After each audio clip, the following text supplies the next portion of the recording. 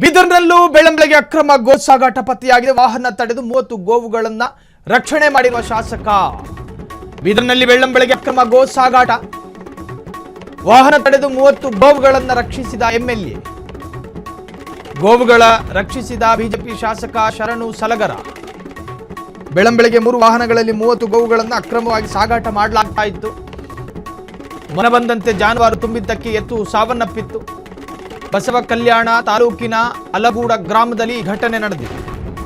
ಬಸವ ಕಲ್ಯಾಣ ಗ್ರಾಮಾಂತರ ಪೊಲೀಸ್ ಠಾಣೆಯಲ್ಲಿ ಪ್ರಕರಣ ದಾಖಲಾಗಿದೆ.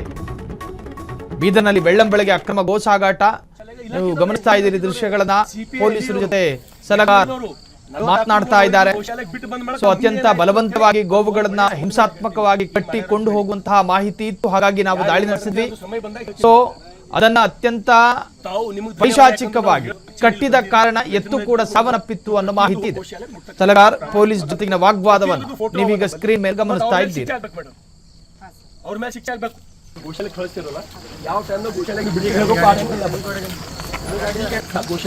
ನೋಡ್ಬೇಕಲ್ಲ ಈ ಗೋಶಾಲೆ ಅಲ್ಲ ಮೇಡಮ್, ನನಗೊಂದ್ಸಲ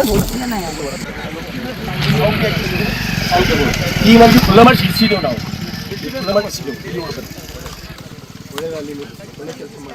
ತಪ್ಪು ಮಾಡಿ ಅಂತ ಹೇಳಿ ಒಪ್ಕೊಂಡಿದ್ದು, ಇವ್ರು 4 ಮಂದಿ ನಿಲ್ಲಿಸಿ ನಾವು ತಪ್ಪು ಮಾಡಿ ಅಂತ ಒಪ್ಕೊಂಡಿದ್ದು. ನಿಮ್ಗೆ ಎವಿಡೆನ್ಸ್ ಕ್ಷಣ ಕ್ಷಣದ ಸುದ್ದಿಗಳಿಗಾಗಿ ಫ್ರೀಡಂ ಟಿವಿ ಸಬ್ಸ್ಕ್ರೈಬ್ ಮಾಡಿ, ಲೈಕ್ ಮಾಡಿ ಹಾಗೂ ಫಾಲೋ ಮಾಡಿ. ಹೊಸ ಸುದ್ದಿಗಳ ನೋಟಿಫಿಕೇಶನ್ಗಾಗಿ ಬೆಲ್ ಐಕಾನ್ ಮೇಲೆ ಕ್ಲಿಕ್ ಮಾಡಿ.